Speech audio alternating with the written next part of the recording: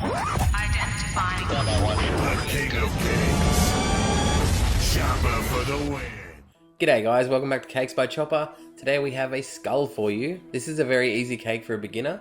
So what you're going to do is head over to the Cakes by Chopper Facebook page, print out the template, and you're going to cut out the two shapes of the skulls, placing them on the cake and cutting out both of those ready to stack. And if you guys are new here, I just want to thank you for coming across and subscribing. Check us out on the social media links above, and there's also some in the description. Okay, so using your template, you're going to cut off the bottom jaw of the printed face and taper that down. Then you're going to cut out a little dip in where the eyes are and the nose. This is just to give it a basic little indent at the bottom. Then you're going to cut in a place for his teeth and then taper off the edges, keeping the face nice and round. Then fill it with your favorite flavor. You can use any kind of cake for this. There's a link in the description for the recipe for this one and also my plain buttercream. The chocolate recipe is coming very soon. Go through, cover your cake and give it a crumb coat all the way around. Then you're going to pop it into the fridge for 5 minutes, making sure you've got all of the cake covered so it doesn't dry out and become gross.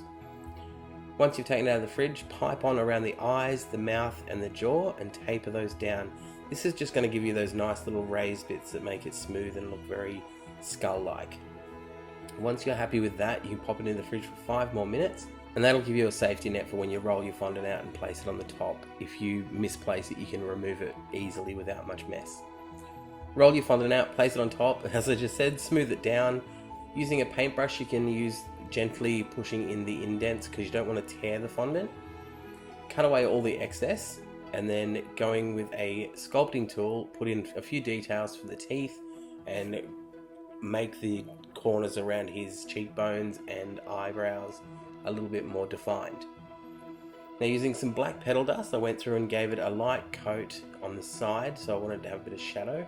And then I just used some gold petal dust, which gave it this rustic bone look when it mixes with the black. Using the petal dust on the fondant, you want to dip it in a little bit and then give it a shake or blow a bit off because it does go on really thick at the first part and you don't want to do that because once it's on there, it's pretty much on.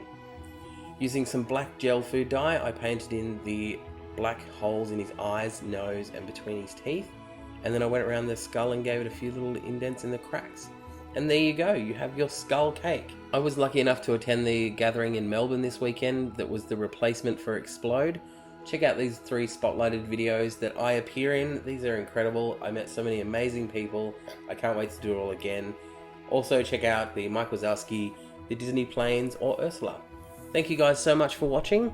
I'll catch you next time.